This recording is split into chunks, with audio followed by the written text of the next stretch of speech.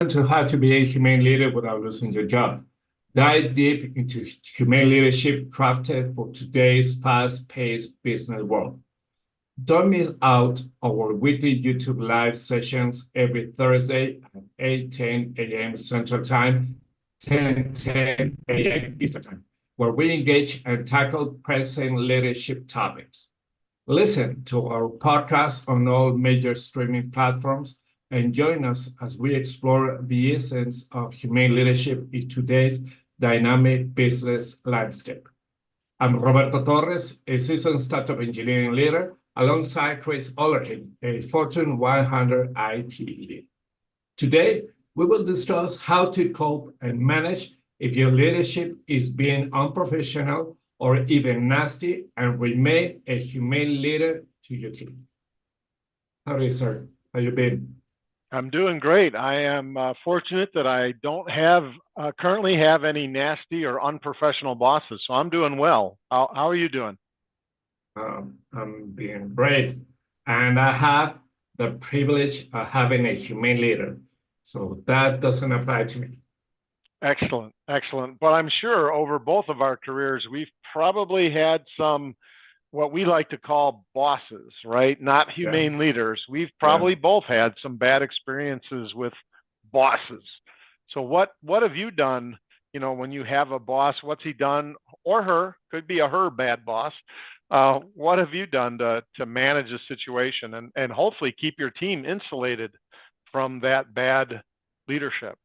Oh, yeah. Well, I had both he and she. Well, the latest one was one who liked a lot to hear his voice by yelling. So he yelled a lot. And he began getting angry every time he began yelling and escalating that. So by protecting my team was, first of all, to have these meetings with him and only myself, not to be involved with any members of my team. And that is because at first he wanted to have an audience. And in that audience, people within my team didn't know what to do. They were shocked about, that someone, in this case, the CEO of the company, was screaming. And most of them felt that they were screaming at them, not at the group of people who were there. So at first, when I recognized this kind of pattern, first of all, I got angry because I said, what's going on? I don't like to be first treated this way. Second, that another kind of people would be there and felt this anger towards them.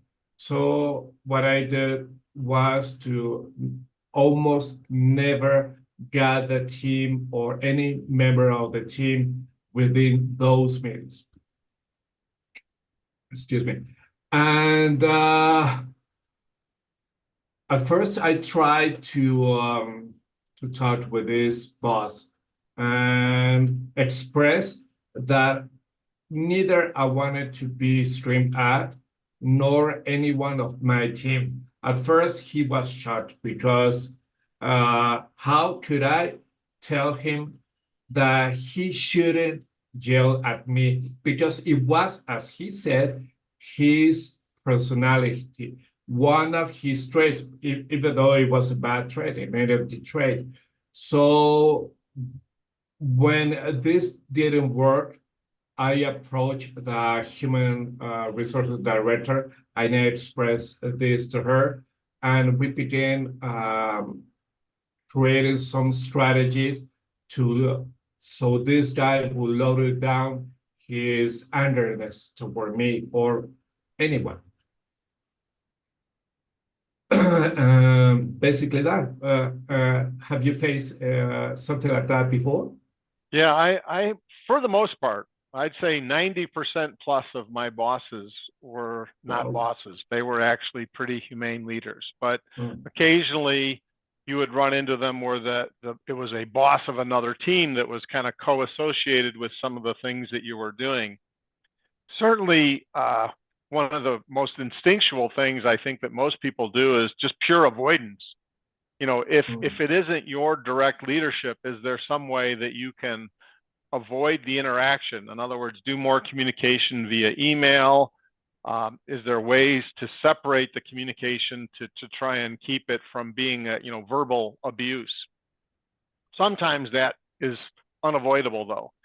And one of the things that I tried to do as a coping strategy is to try and keep my blood pressure down and not counter back with more yelling. I'm kind of a big guy. I'm over 6 feet tall and over 200 pounds and quite loud just speaking normally. So if I start to let my blood pressure get higher as someone's starting to attack and verbally yell at me, unless they're very big, I can probably yell much louder than them, but that's not a good coping strategy. All you're going to do is keep ratcheting and escalating that higher and higher. And if they're senior to you, they can make your life miserable in more ways than just yelling at you, right? They can start giving negative feedback to your performance, even if it's untrue. There's all kinds of bad things. So I never go let's go toe to toe on something. It's just not, in a work environment, just never going to work in your favor, never, ever. Instead, I usually try to just be quiet. Don't say anything back. Let them vent, diffuse it, and always be replying back in an unbelievably calm statements that are clear, short, to the point, fact-based things. Don't say like, stop screaming at me. All it's doing is going to ramp them up. That's just how those kinds of people react to that stuff. Yeah, Instead, it will be a calmly competition. answer. Yeah, exactly. Then they think you're competing. Then they think you're jousting or fighting with them.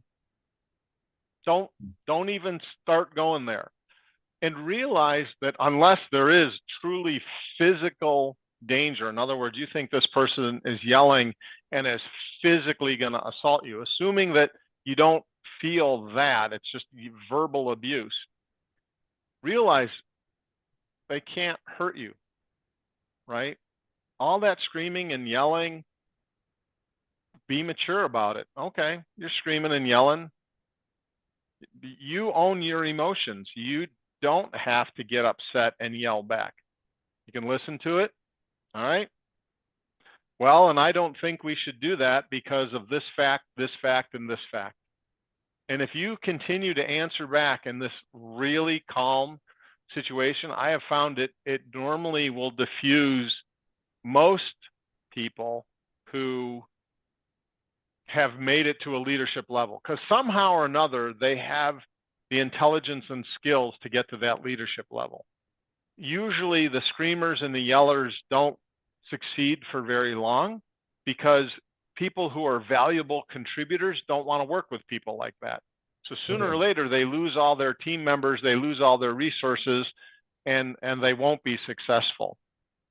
So I'm very much about diffusing it. And one of my friends over time who had extensive military experience, had been under fire in deadly situations, he'd like to reflect back and say, look, they're not shooting at you. They don't have a gun. They don't have a hand grenade.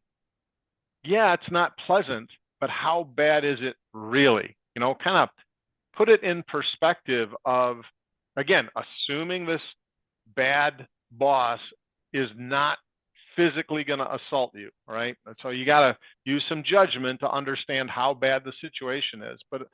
But in most cases, they are not going to physically assault you. So it's all mental. It's all verbal. They're yelling. It's not pleasant, but in reality, it's just an emotional reaction. So put it in perspective. This isn't war. It's a job, and you should try and diffuse it by being unbelievably calm. And if it gets really bad, you get up out of your chair and you walk to HR. Oh, yeah. And one thing that happens to us when we receive this kind of attacks is that we feel diminished, that we feel that is someone who besides venting, is is likes to have this kind of control over us, and it's something that we don't like. I had to say this before you go into further stuff. Do you think that going to HR is something valuable? Has this happened to you before that you talked with HR, and has this worked at all?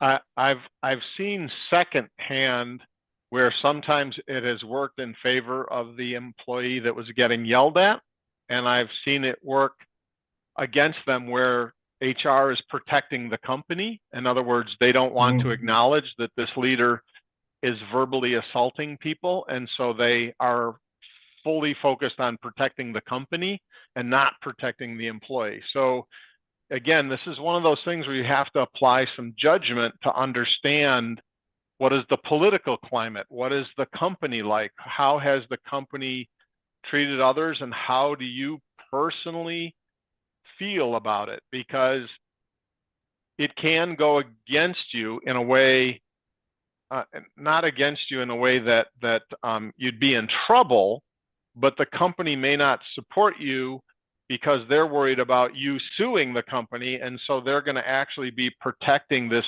bad boss who's doing the screaming, so that you can't sue the company for unsafe workplace, or basically maybe they're shouting racial insults at you and things. It could be that the HR is going to not necessarily take that bad boss's side, but they are there to protect the company. And this is one thing, maybe more in US companies than in Mexico, but HR's role is not to protect you as an employee. They may say it is, but the reality is HR's role is to protect the company. So HR is not trying to protect the boss, the bad boss. HR is not trying to protect you, the employee. HR is there to protect the company. And sometimes when the company sides with you, HR is protecting you. But if for some reason what you're doing and are experiencing puts the company at great risk, HR will be very nice to you, but you need to be looking out for yourself, because the only one who truly cares about you is yourself. A good humane leader cares, but nowhere near as much as you do about your own safety and mental health and everything else. So do keep that very critical aspect in mind. HR, they're not evil necessarily, but do keep in mind their primary job is to protect the company, not protect the employee or the bad boss. Totally true. It doesn't matter if it's in the States or here in Mexico, in any country in the world, it happens the same. They're protecting the company. And I remember that before the pandemic here in Mexico, you had a big problem over here. A boss who was a C level and or a VP level, I don't recall, but he was in the high stakes and was so abusive that many people within Mexico had this revolution within the company because this person was so bad to the team that they couldn't face, and they began resigning, and then human resources had to do something for as you mentioned, the sake of the company, not the team members, not the boss. It was for the sake of the company, and I think they were given, besides yelling, screaming, and slurs, many stuff that went pretty bad, actually. So yeah, in the end, I understand human resources has to protect the company, but you don't know. Maybe if you reach human resources, maybe that person over there might give you some strategies that might work for you. So I think going to human resources is something good because maybe there is a protocol, about when people behave wrongly, you have to act this way. Maybe you have to do it in the end. Yes, and HR is trained and has seen and heard about more bad management practices than us as leaders would ever experience in a hundred careers, because they're talking to hundreds of managers and hundreds of leaders and hundreds of bosses, right? That's their job. So they frequently can have some insights, and this really is going to depend on your personal wisdom to then take those experiences that they relay to you and what strategies that they've experienced, which ones will work for you. Because again, every humane leader is different, and how we relay the streaming from the leader above us to our team, we can't let any of that filter down to them, or like you said, they're all going to be quitting. So I also try, in not only my answers to the leadership up that's treating me poorly, I do try to use purely fact-based things to the team. So I don't relay that he or she is screaming at me and swearing at me, or maybe even using racial slurs. Instead, I use, okay, what were the facts that leader relayed? And then take those facts and relay them to the team. So maybe there is, even amongst all that screaming, there is some fact-based things about how the application performed with certain areas of the globe, and we need to look at that. Or maybe there's certain performance metrics for the application that we're not meeting. And yes, the boss was streaming those at us. Make sure that you actually recognize that there could be some facts in there that you do need to relay to your team.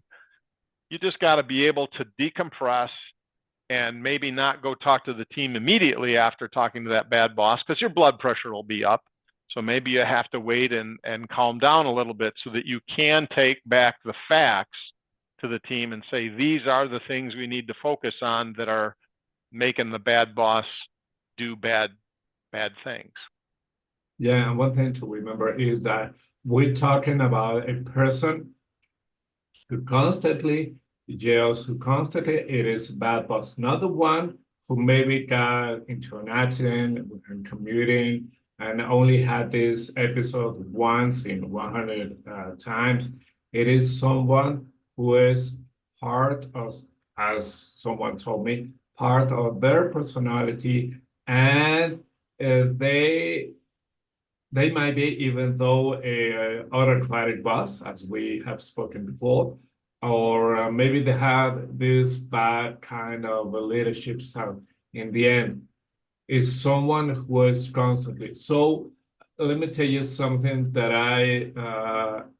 happened to me now, like 9 years ago. I was working at a fintech company, which was called Credit Tech.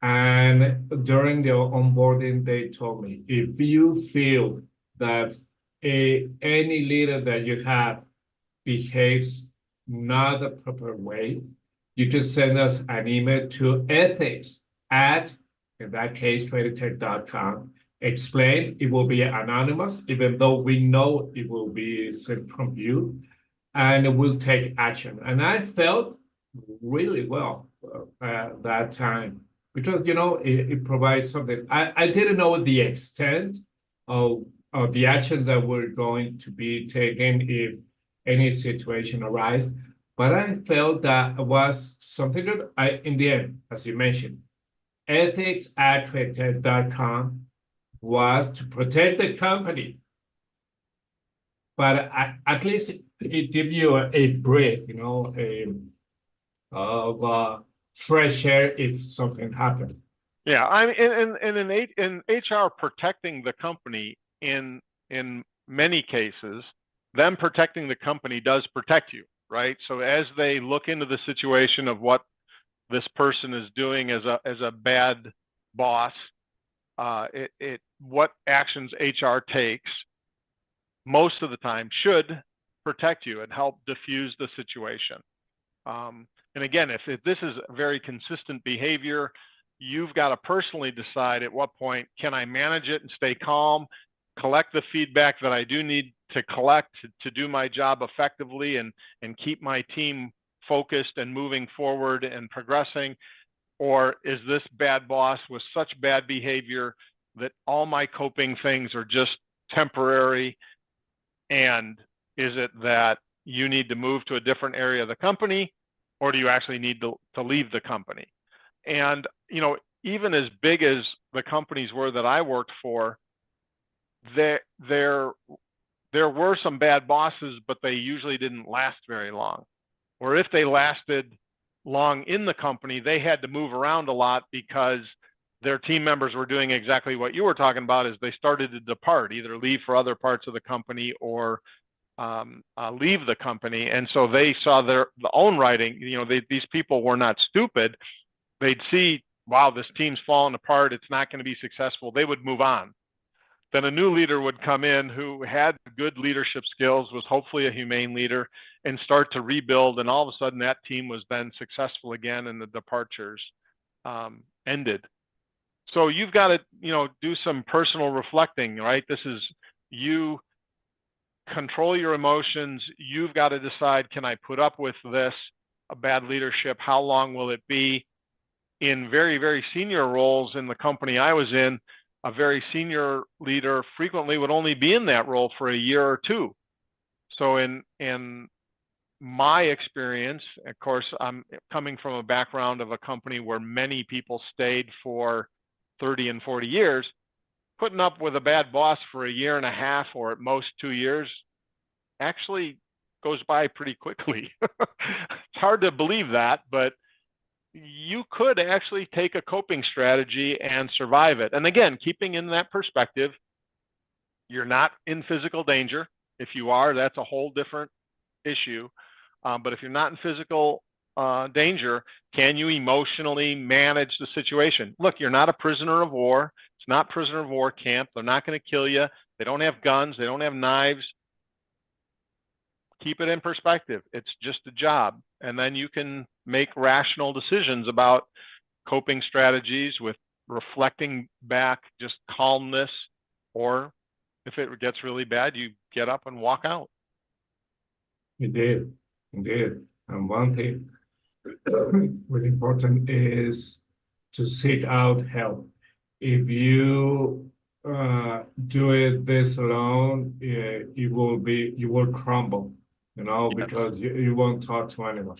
So especially peer level. So one of the things yeah. I would just to emphasize, you don't ever want to pollute your team with the bad things that are happening to you. So do your very best to not share this. I mean, maybe if you have one team member you've worked with for 20 years, okay, yeah, I get it. Then they're more friends than, one of your direct reports. It's much better to get peers, or maybe a peer who's in a different group from that boss, to talk to them if you've got a close enough relationship that you can talk to them about coping strategies, because they'll understand the politics of the company, which is a critical part of dealing with a bad boss. What are the politics of the company in terms of dealing with bad boss? And if they have maybe more experience with, oh yeah, that leader's terrible, but everybody knows it because his brother-in-law is the president of the company. Oh, I did not know that. Different last names. Going to HR is probably not going to help you in that situation, because that bad boss has political clout in the CEO's office. You're never going to win that battle. Yeah, indeed. And one thing also is, thanks to LinkedIn, you do find previous managers, or previous peers that were maybe in your position, or maybe they know about this boss. So you could reach them and have a conversation about the strategies, because in the end, you and those persons will have at least the same living situation that you face, and you can talk with them and say, okay, I had this boss, we had this boss together. What strategy did you do? What happened? And maybe you could gain some valuable knowledge about what to do, and most important, what not to do. Yes, exactly. Because frequently leaders or bosses who are screamers, and they have certain things that trigger the worst behavior. I mean, in my experience, it's pretty rare for them to be yelling the entire encounter. Is there some particular things that set them off? Like, hey, they didn't get the information as soon as some other peer leader to them because somehow you mentioned at the water cooler, at the soda pop machine that the metrics weren't quite as good as you had hoped. And now he went and told some other boss. So now your boss wasn't the first to hear that. Well, learn from that experience. Maybe there's certain things that are triggering that where your boss, who's not a humane leader, the big trigger is they need to be first to know all bad news, no matter what, no matter how trivial. Don't ever mention bad news to anybody else. Don't mention that we might miss a metric. Nothing. It's got to go to them first.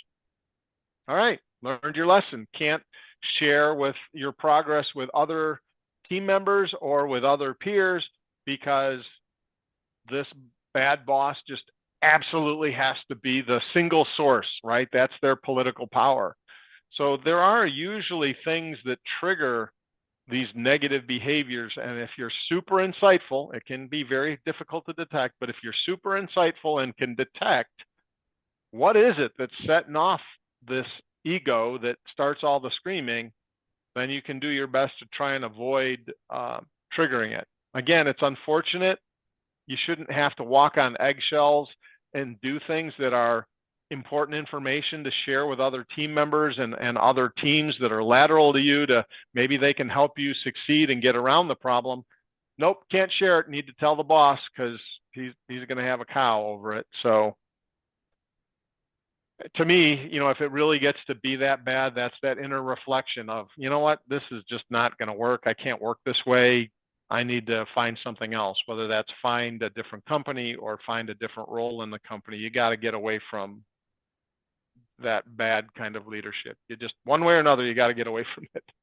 Yeah, your inner peace is more important than receiving the yells and the bad stuff. Exactly. Great, man. I think with this, we should end this podcast. Very good. Interesting discussion. And I'm looking forward to something new next week.